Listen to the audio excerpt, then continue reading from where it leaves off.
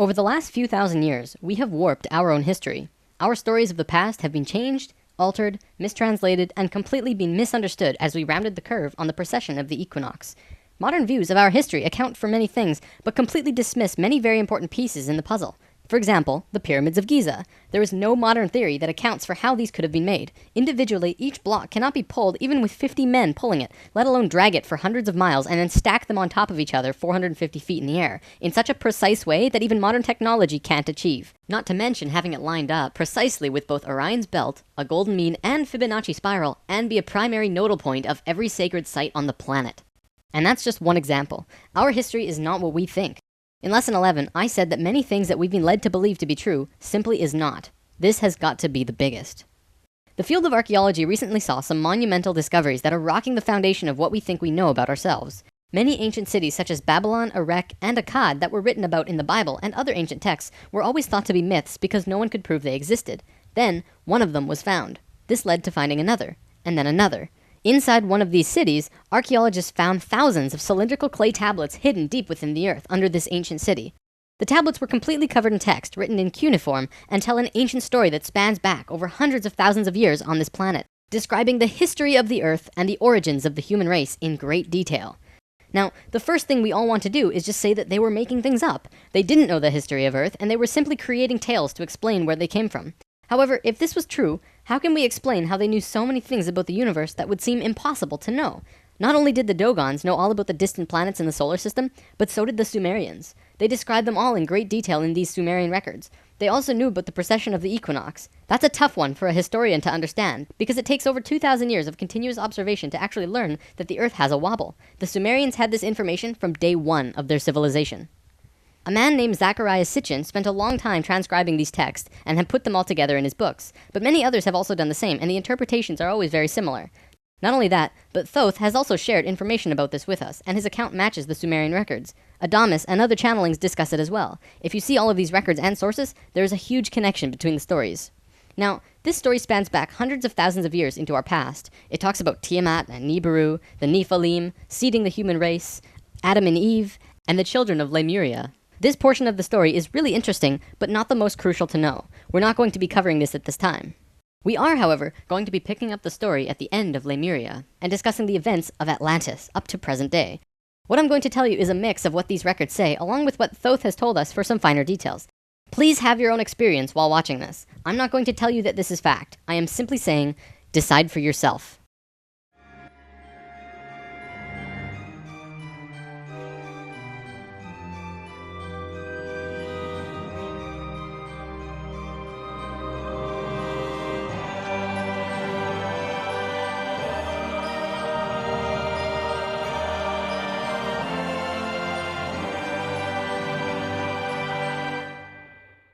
There was a time, long ago, when humans existed at a very high level of consciousness. We were interdimensional and were very psychic. We communicated through thought and emotion, much like how animals do rather than speaking or writing, which would seem very primitive.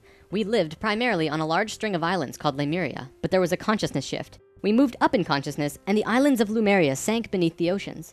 At the time of this shift, a new continent rose out of the waters. We called it Atlantis. Back in the early 1900s, the spiritual path of the United States was similar to what's happening today. People began to learn about meditation and study ancient lands like Atlantis and Lemuria. We actually found quite a bit of evidence that Lemuria existed, and it had to do with coral.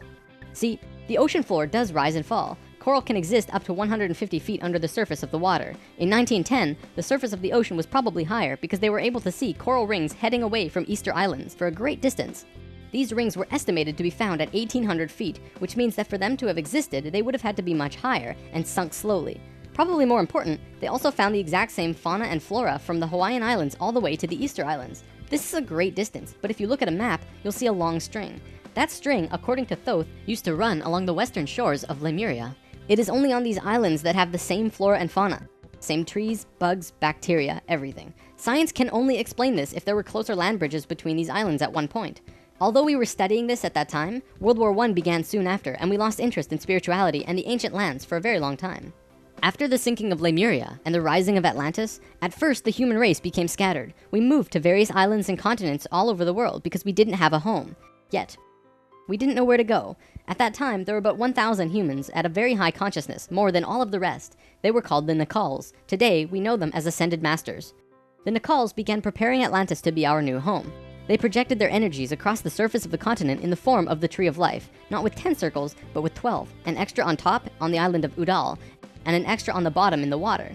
There were 10 components on the mainland, and even though it extended over hundreds of miles on the surface, it was projected to the accuracy of a single atom. We chose to move to Atlantis because of the Kundalini. In humans, the Kundalini is often referred to as the energy serpent that runs up and down your spine. When activated, it provides an immense amount of energy through all of the chakras. The Earth itself also has a Kundalini because the Earth is alive, like an organism, running from the center of the planet to a specific place on the surface. Wherever the Kundalini resides, the people there become the spiritual leaders of the world. The Earth chose Atlantis to be the new energetic center of the planet.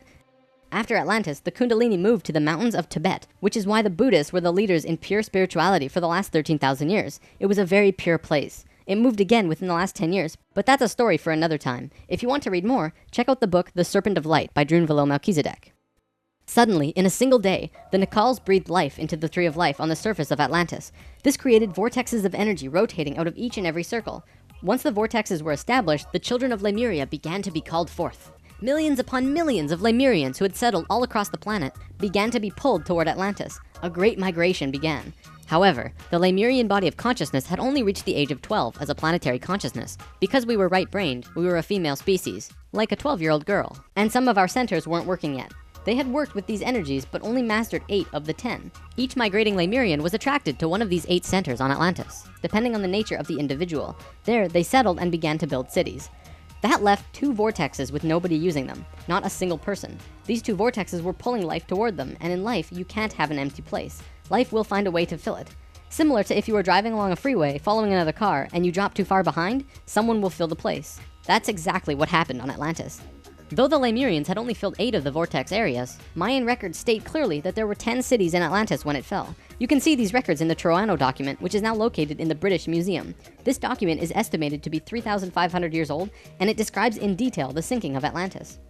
To fill these 2 empty vortexes, according to Thoth, 2 extraterrestrial races stepped in. Not 1, but 2 completely different races. The first race were the Hebrews, coming from our future. Thoth says that they came from off-planet, but we don't know where exactly. The Hebrews were kind of like a kid who went through 5th grade and didn't make it, so they had to do that grade over again. They learned all the math, the left brain stuff, but they didn't get the right brain aspect of evolving consciousness, the doing. They didn't graduate to the next level of evolution, so they had to do it again. They knew a lot of things that we didn't know yet and brought many concepts and ideas to us that we weren't aware of yet. Now, if this is true, this would explain quite a few things about the Hebrew people in general. They seem to have many sacred geometries hidden within their culture. It also puts perspective on the story of Exodus. Perhaps Moses incarnated into that lifetime to free the Hebrews because they were not direct descendants of humans and were being treated unfairly. Or could it be that Moses was visited by an ascended master of the Hebrews who guided him to free their people? Given what we know about dimensions and consciousness, it definitely puts a fresh perspective on old stories that didn't make much sense. We could talk about this more, but let's continue for now. There were no problems caused by the Hebrews coming to Atlantis. They actually benefited our evolution. The other race that stepped in caused big problems. These beings came from the nearby planet of Mars. See, according to Thoth, Mars looked very much like Earth a little less than 1,000,000 years ago. It was beautiful. It had oceans and water and trees that were just fantastic. But something happened to them, and it has to do with something called the Lucifer Experiment. From the very beginning of creation, everything is simply an experiment. Creation itself was just consciousness creating and inhabiting itself in that creation. There is no divine plan. Spirit can do whatever it wants. Having said that, if spirit decides to cut itself off from the rest of consciousness and create a separate reality on its own, it can do that too. This is called the Lucifer Experiment. Because spirit is God, it can do this. There is nothing wrong with that. We've kind of been led to believe that Lucifer is evil and the devil. This just isn't true. Lucifer is just another means of perceiving the reality. It is not a unity perception of oneness, but rather a duality perception of two-ness. There's a flower of life pattern for Lucifer as well, but that's a big topic for another time. Anytime the Lucifer experiment has been attempted in the universe, it always ends in failure. The species will cut itself off from love and will become incredibly male, left-brained. What always ends up happening is that everyone becomes very greedy. There is no compassion for one another, and everyone ends up fighting until they end up killing themselves. More than 1,000,000 years ago, the beings on Mars joined the Lucifer experiment, and it failed dramatically.